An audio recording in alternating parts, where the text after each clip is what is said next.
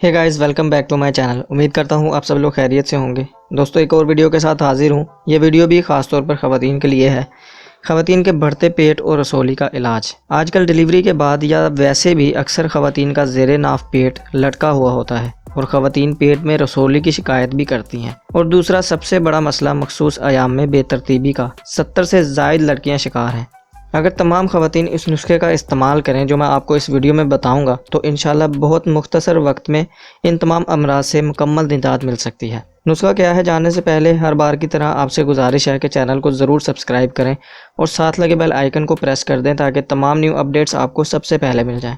तो नुस्खा क्या है? सबसे पहले है खुश्क करेला 1 अदद, पानी 2 गिलास, तुख्मे कासनी 1 खाने का चम्मच, अर्के मकवा 1 खाने का चम्मच, काली मिर्च 3 ग्राम।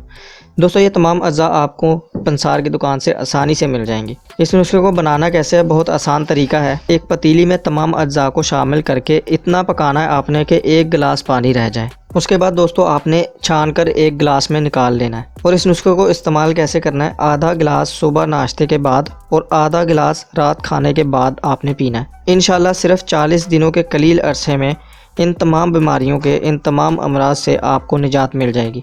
इस नुस्खे के इस्तेमाल के दौरान आपने परहेज़ जिन चीज़ों का करना है वो भी देख लें। सबसे पहले है चावल, आलू, गोभी, बड़ा गोश्त, फार्मी अंडा आपने हरगिज़ इस्तेमाल नहीं करना।